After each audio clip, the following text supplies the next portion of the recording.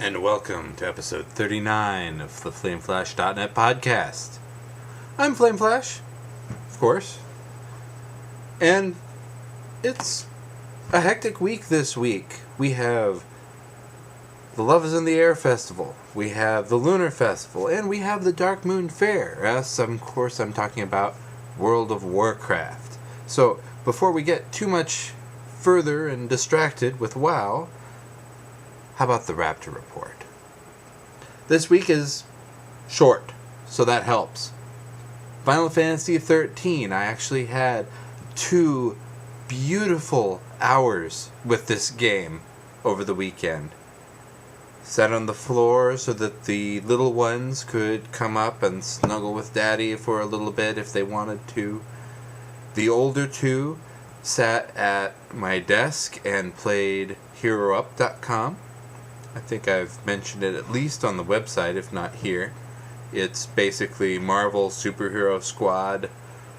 You get to choose which of your characters to play. You start with a roster of, I think, 4. It's a free-to-play, online, browser-based MMO. Kids love it. The oldest would like to actually subscribe to it so he can unlock some of the other things. He was a beta tester for it. And so he got a taste for what the game was like if you were a paid subscriber. And then, of course, everything got reset since it was a beta. He wasn't too pleased with that. But anyway, Final Fantasy XIII. Excellent game. Still enjoying it. Got past this part that I had gotten stuck on, so I don't feel as discouraged to play and sit down and pick it up again.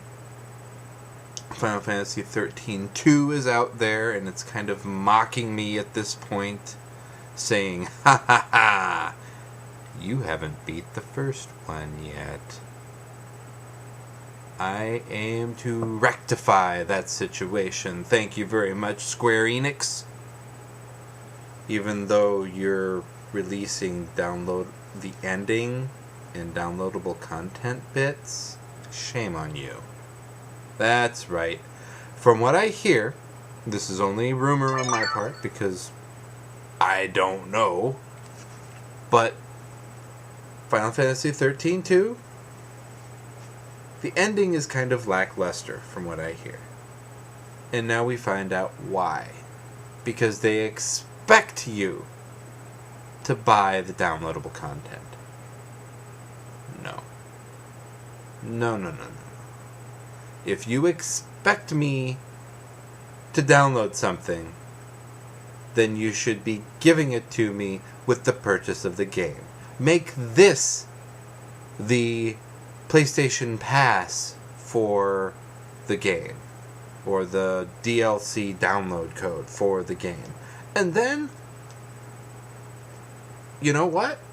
I'm actually not buying this data from the start, so I'm going to be happier with it.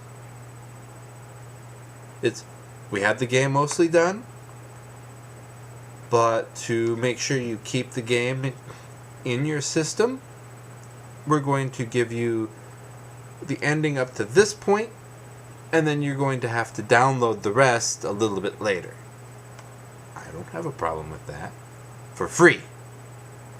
The fact they're adding a price tag to more of the story when the story of the disc doesn't close as tightly as it should, from what I've heard. Something doesn't seem right about that. We'll wait and see. Now this, if you're joining me for the first time, is the Raptor Report, raptr.com. I'm FlameFlash over there. Hey, surprise. So, stop by. Sign up. Let's compare. I am on the Wii, PS3, and 360. So, my achievements are kind of all willy-nilly all over the place, or trophies. But with Raptor, you can still compare. it's a shame they don't have a cross-platform comparison. So, for instance, if I put Marvel Ultimate Alliance in the 360 and you had it for the PS3, we can't compare.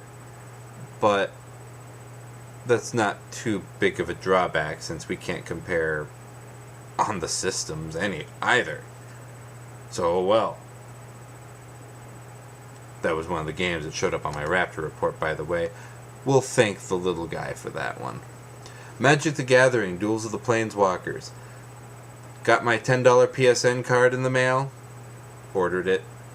It's not like I got it for free somewhere. But feel free to send it. Oh wait, my address isn't floating out there.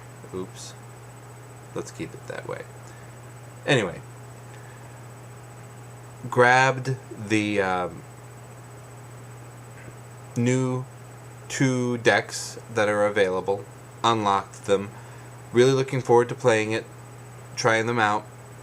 I haven't fully beaten everything there is to beat in that game yet. So, there's still playability. There's still replayability. Especially when, once I am finished with it, I'll probably want to take it all online and see how well I fare.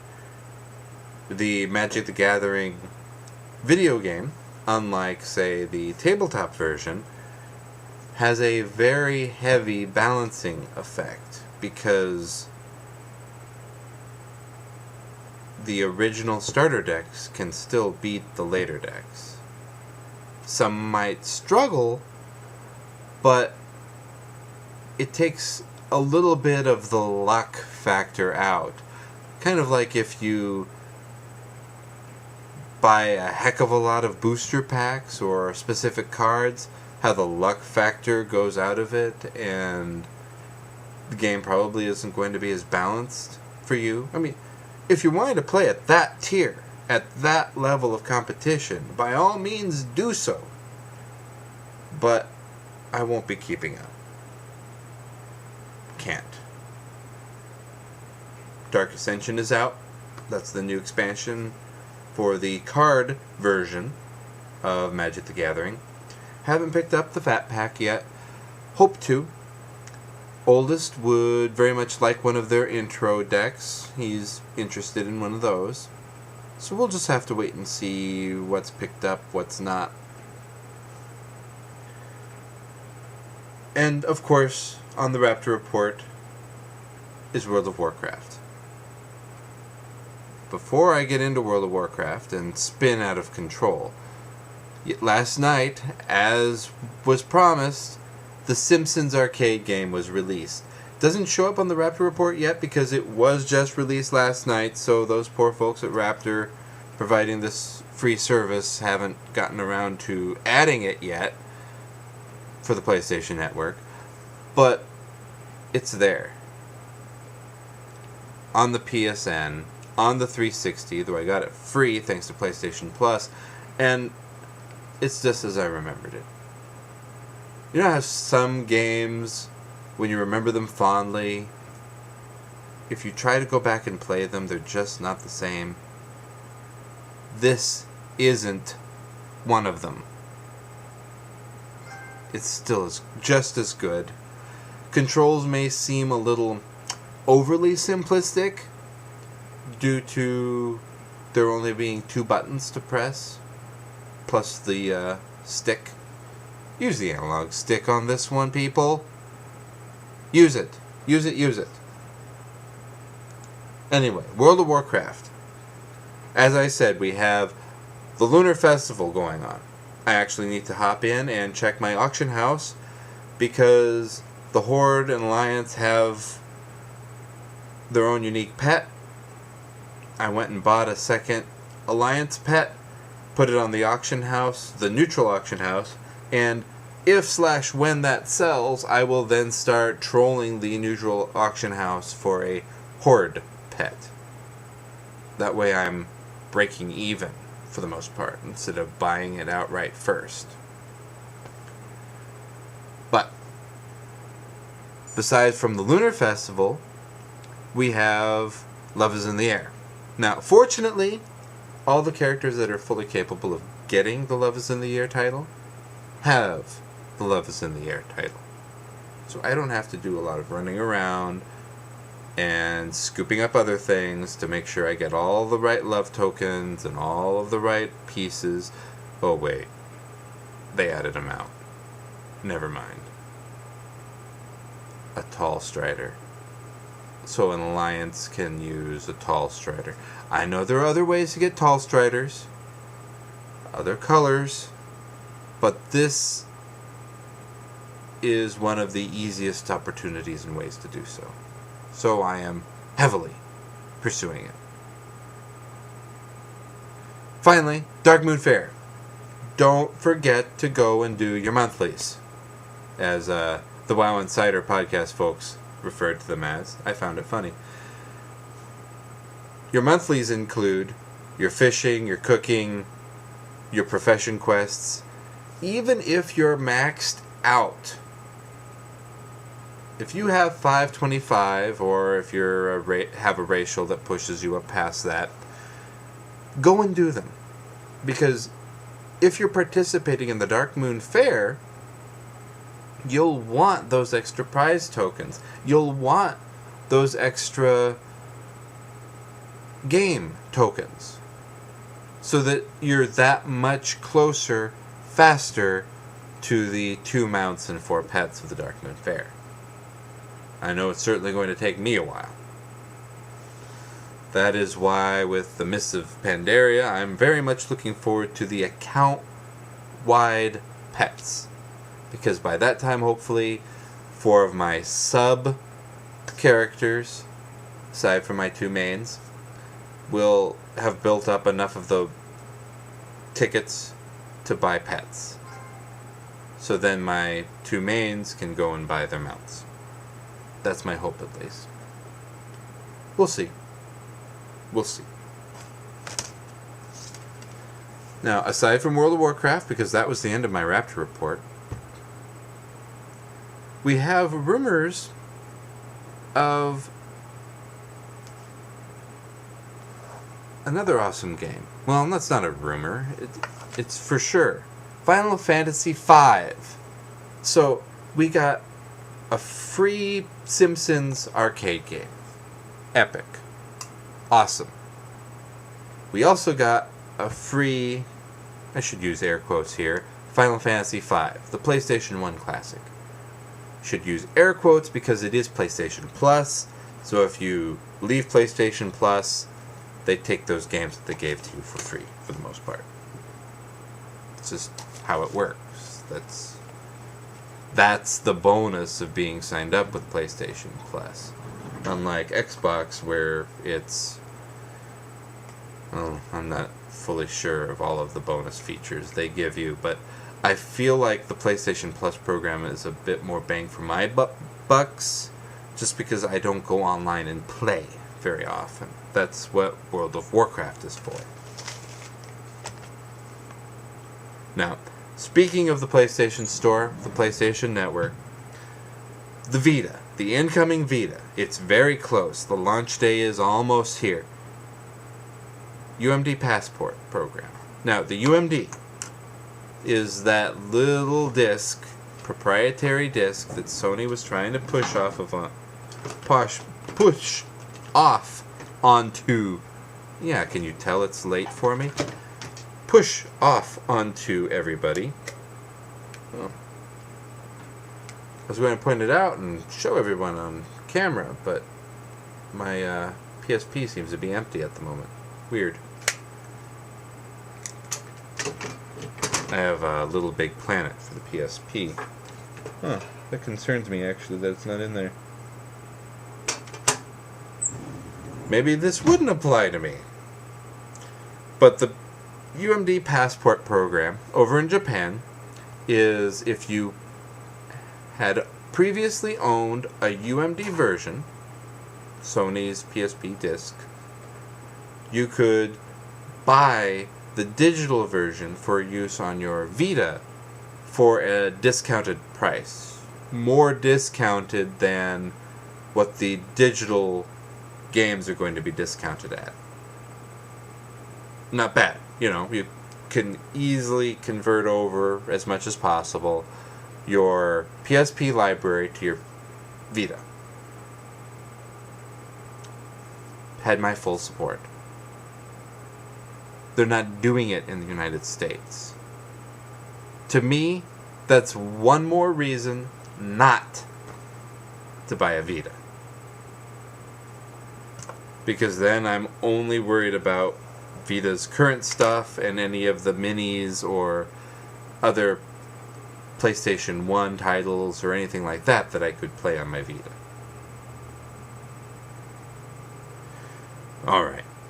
So, happier news. Like the Kinect Star Wars Special Edition bundle.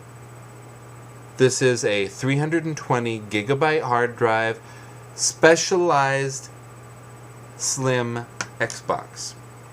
Now, what do I mean by specialized?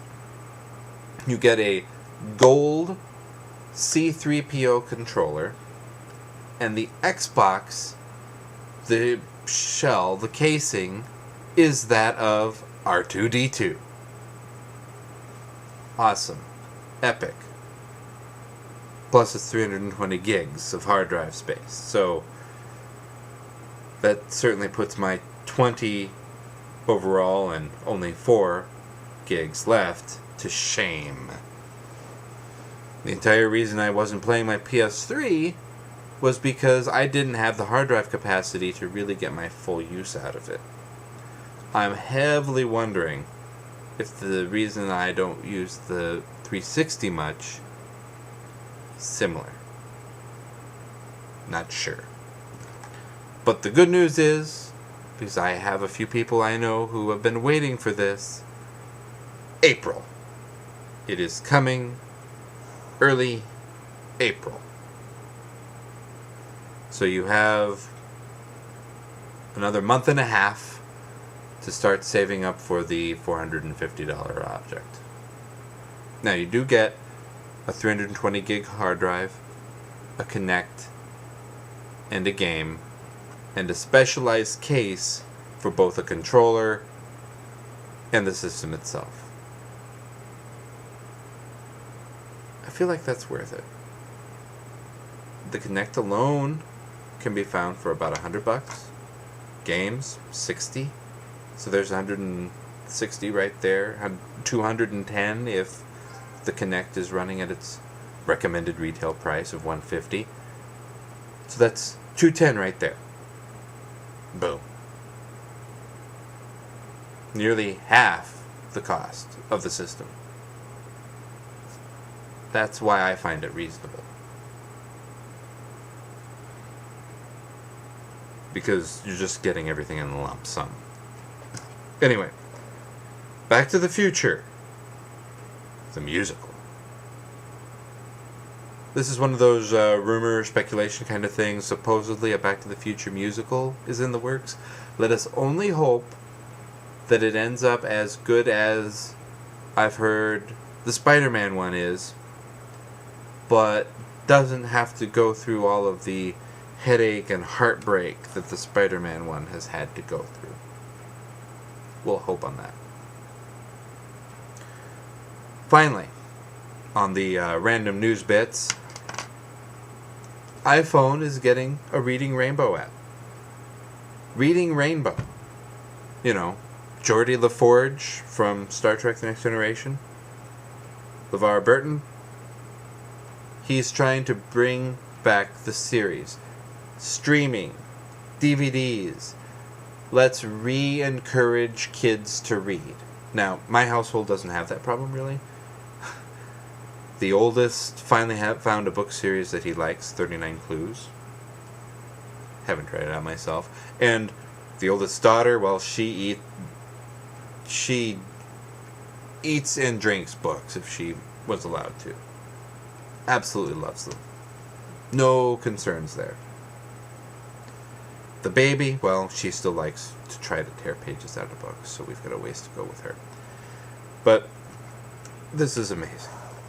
A way to bring the Reading Rainbow program to the iApp generation of kids.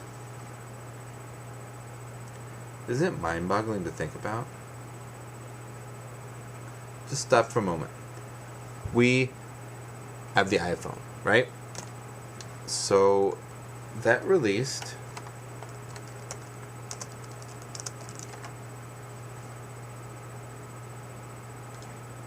in 2007. 2007. 5 years ago. So we have children out there, a couple of mine included, that the iPhone has always been a thing. Smartphones have always been a thing.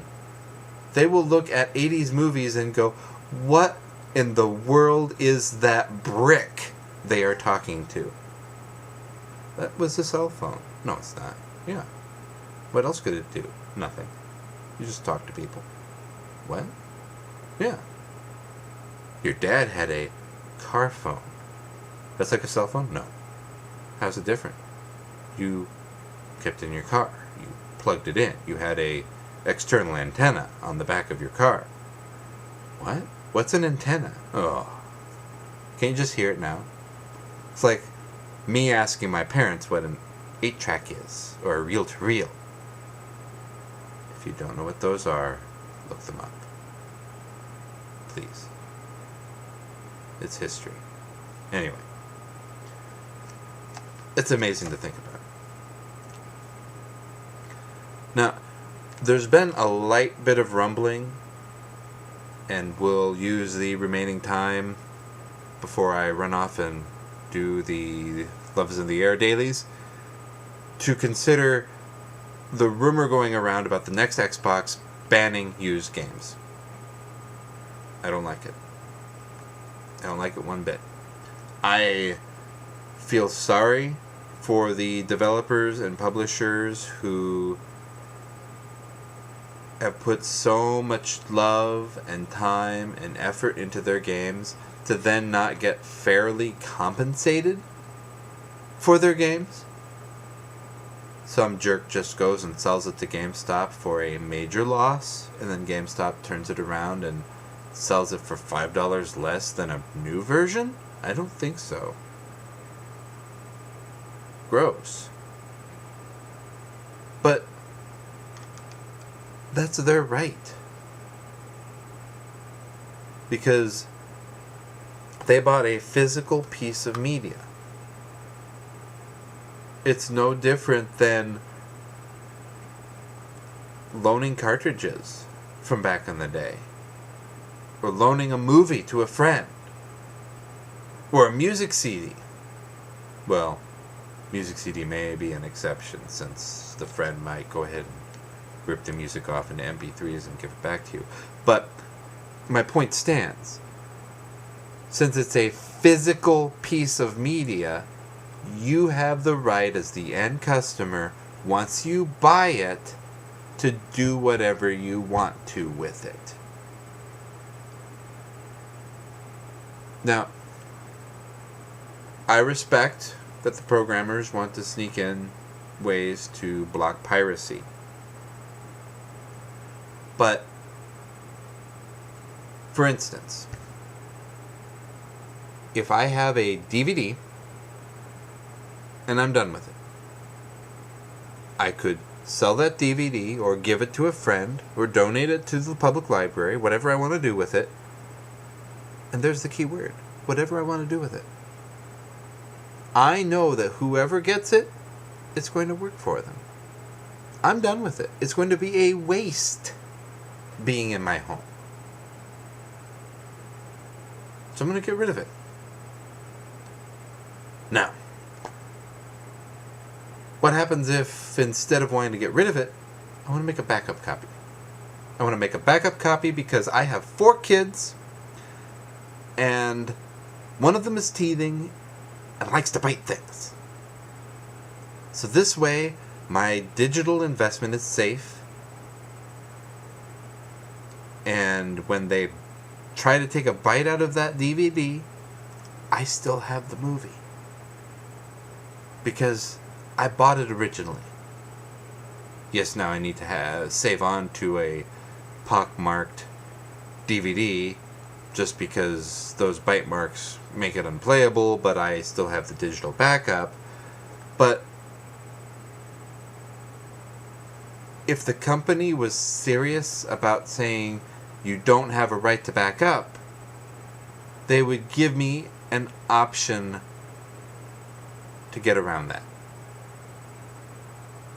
So I could contact DreamWorks and say, hey, my child just took a chunk, not literally, out of my Madagascar disc. Because I'm speaking from experience. Oh, wait, yeah, yes I am. I need a new one. Since you say you still own the rights to this disc, that means I bought borrowing rights from you, therefore you need to replace it. They're going to say, sorry, no.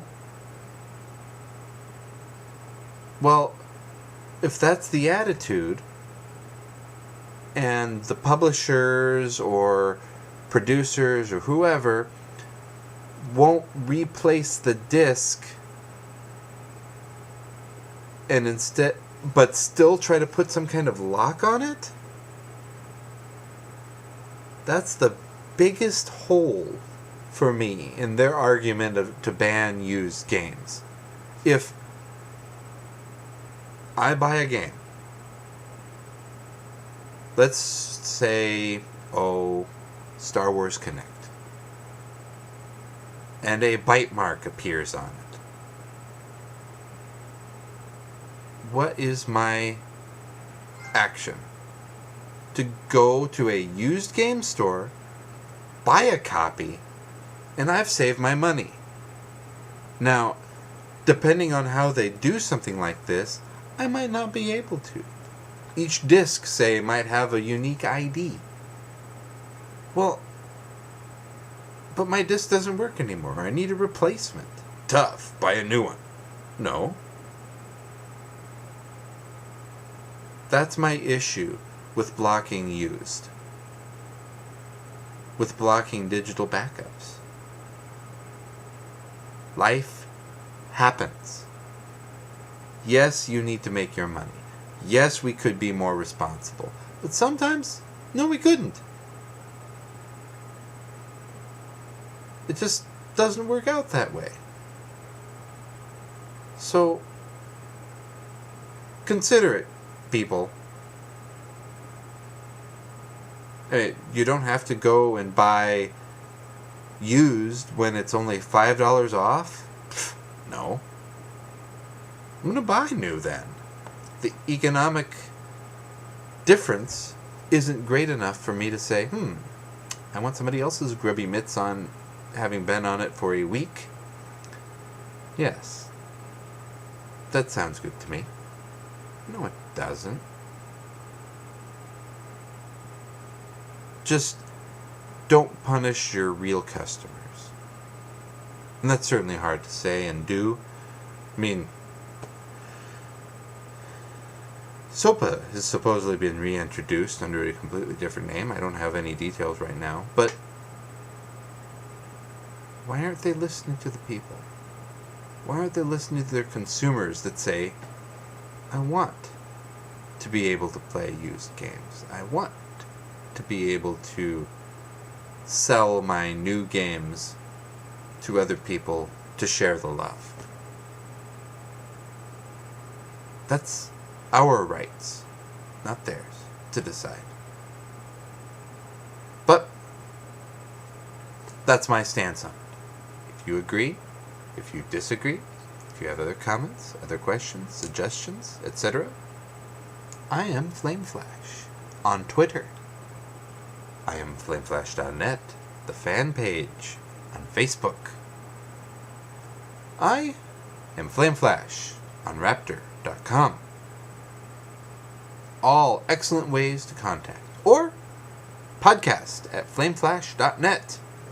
Write in. Tell us what you think. Comment. And if you'd more like a gaming social interaction, check out flameflash.net. It has a full list of my main alts on Zangermarsh. And I'm FlameFlash of the PlayStation Network. FlameFlash82 of Xbox Live, and hopefully a future owner of the Xbox R2D2. I'm doubting we'll have the funds or the budget to do something like that, but it's nice to think about it. Anyway, thank you for stopping by, and I am Flame Flash, signing off.